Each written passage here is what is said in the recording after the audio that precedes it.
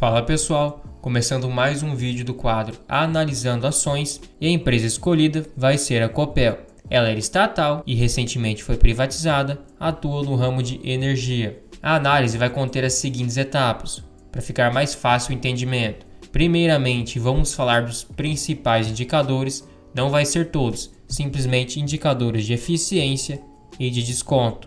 Depois vamos para os resultados do RI, definir o seu payout, como está no estatuto, já que tem algumas regras. A parte do preço teto, vou preenchendo a planilha de membros aqui do canal, assim você sabe o preço teto de primeira mão. E por último, vamos investigar se achamos notícias negativas. Assim como o Décio Bazin comentava, empresa que tem muitas notícias negativas, fique atento, reduza seu aporte ou não entre na empresa.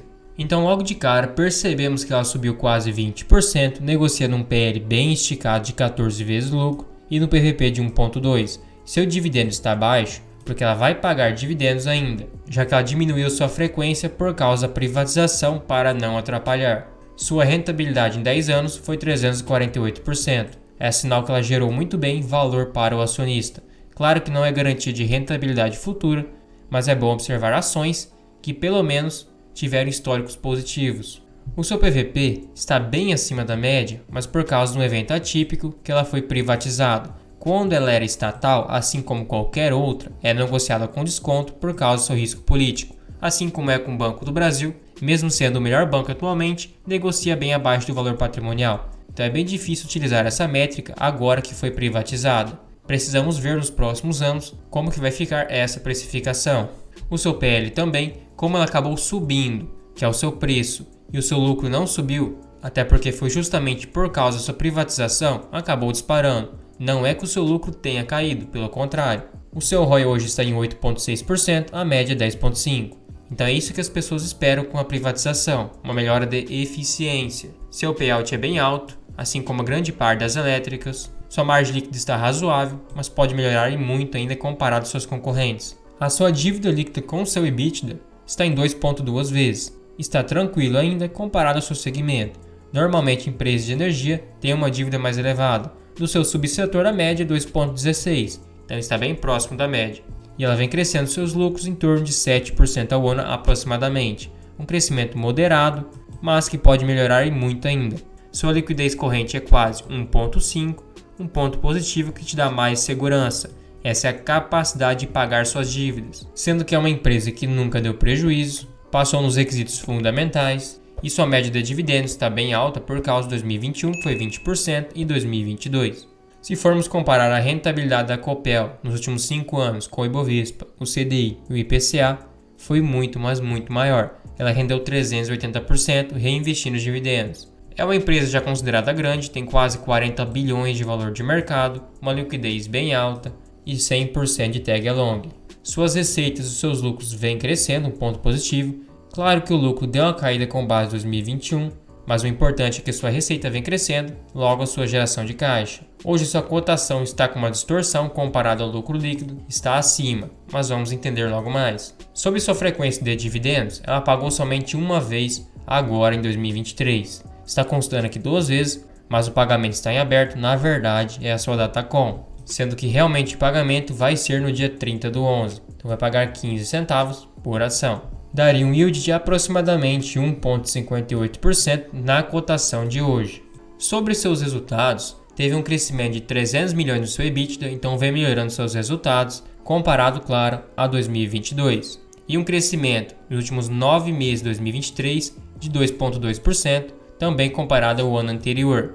E o seu resultado já incluindo a provisão para o programa de demissões voluntárias, ou seja, quando ela foi privatizada, ela deu a opção da pessoa se demitir e ter alguns benefícios. Assim ela corta gastos, que já estava querendo diminuir boa parte da equipe, e a pessoa sai por livre e espontânea vontade, também recebendo benefícios. Então seria de 610 milhões de EBITDA e 403 milhões de lucro líquido. Teve uma queda na sua alavancagem para 2,3 vezes por causa do seu follow-on, que foi sua oferta primária de 2 bilhões de reais. Então um ponto positivo que está reduzindo também a sua dívida. Distribuiu dividendos no JCP no valor de 958 milhões, que vai ser pagos no dia 30/11/2023, e o outro somente em junho de 2024, então um dividendo bem longo. Então seu EBITDA ajustado, como eu mostrei para vocês, teve um crescimento bem grande.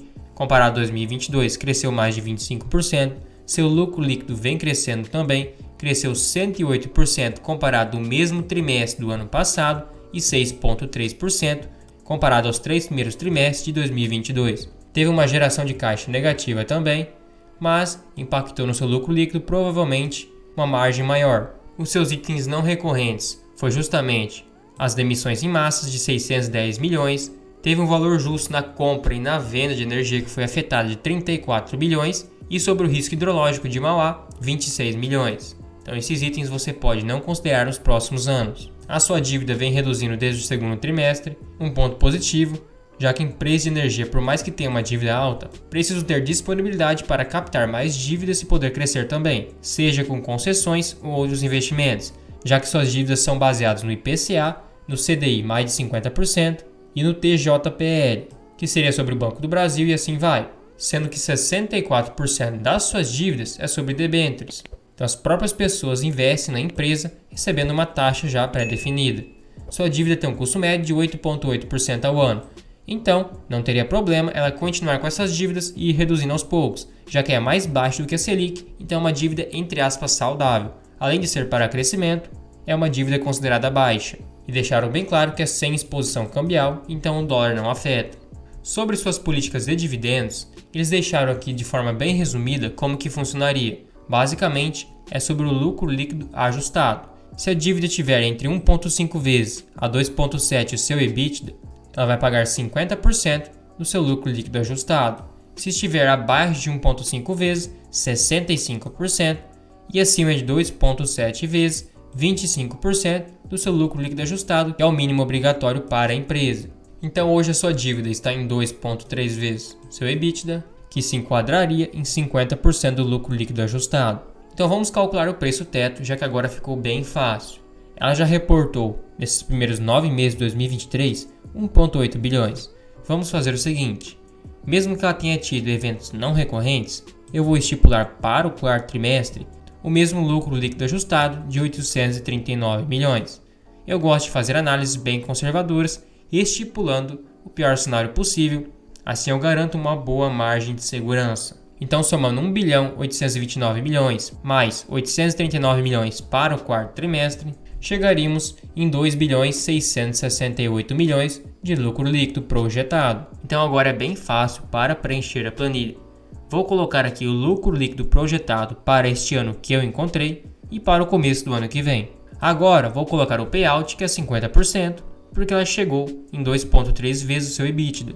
Para termos o total de ações também é muito fácil. Você pode vir aqui no site do Investidor 10, clicar em valores detalhados e aqui tem o total de papéis. É só copiar esse número e ele te daria o dividendo projetado. Agora que entra a parte interessante. Qual que é o yield aceitável?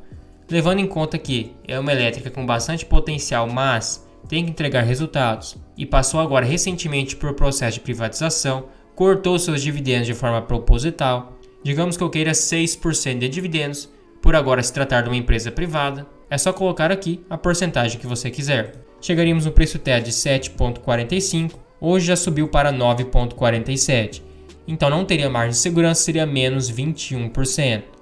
Você não poderia comprar segundo a planilha. Claro que ela deixou bem claro que cortou dividendos por causa do processo de privatização, para não atrapalhar. Até porque em 2021 ela pagou 1,31 e em 2022 89 centavos. Então claramente foi uma redução muito drástica, praticamente 80%. Então vamos colocar aqui que ela pague 89 centavos, o mesmo dividendo em 2022, agora em 2024, só para termos uma noção. Colocando aqui 89 centavos, a planilha me deu um preço teto de R$ 14,83. Então meu preço atual é 9,47, teria 56% de margem de segurança. Mas óbvio que você não pode estipular um dividendo tão alto, até porque foi bem acima da sua média de 6%. Então para isso temos que usar o bom senso. Já que o meu preço teto é 7,45, eu diria que até R$ 8,00 eu conseguiria comprar. Muitas pessoas compraram essa cotação antes da privatização. Alguns compraram por 6, 6,50, como eu mostrei nas carteiras analisadas aqui no canal. Então hoje de fato ficou bem cara, ela precisa entregar resultados e um bom dividendo. entregando um dividendo maior, meu preço teto também fica maior e eu vou reajustando. Assim abre margem de segurança e eu consigo comprar. Então vocês viram que as expectativas estão enormes, a empresa precisa entregar seus resultados e precisa mostrar para o mercado que foi uma excelente opção. Daqui 1, 2, 3 anos podemos ver os dividendos, mas se os resultados forem melhorando trimestre por trimestre, anunciando mais dividendos, quem sabe o preço teto não sobe bastante. No mais, é uma elétrica que tinha indicadores medianos e agora o mercado está bastante esperançoso. Sobre as notícias da Copel é bem fácil. Você pode colocar a sigla da ação, no caso eu coloquei CPLE6 e clicar em notícias aqui no Google. Aí vai ter a base de remuneração da distribuidora que deve passar de 12 bilhões, tem várias notícias repetidas porque são recentes, de 2 dias atrás. Tem notícias dizendo que após a sua privatização, a Copel quer ir no novo mercado, seria um ponto muito positivo que dá mais confiança à Copel. Ela também agradou seus analistas com economias surpresas, então eu consigo cortar bastante gasto com essa privatização, já que ela teve um ganho bem maior nos seus resultados, como eu mostrei na análise do terceiro trimestre. O seu CAPEX, ou seja, seus investimentos, agradou o mercado e a ação acabou subindo. Ela acabou entrando no índice do JP Morgan, então tem diversas notícias positivas e não tem nenhuma notícia recente que faça você não comprar Copel. Então nesse requisito ela já passou. E pessoal, se você curtiu o vídeo, achou útil, achou informativo, considere virar um membro apoiador aqui no canal. Você recebe selos de fidelidade para te diferenciar nos comentários, emojis personalizados, tem acesso àquela planilha de preço teto 100% automática, ao controle de dividendos e controle de gastos. Tudo isso por somente R$ 2,99 por mês. É um valor bem acessível, você nem percebe que está pagando, mas me incentiva demais. Também não esqueça de se inscrever e ativar o sininho, assim você fica por dentro de todas as novidades e todos os vídeos aqui do canal. Por último, comente qualquer coisa aqui embaixo, pode ser uma crítica, um elogio, uma sugestão, assim você me ajuda a mostrar para o YouTube que o canal está engajado e ele vai recomendar para mais pessoas.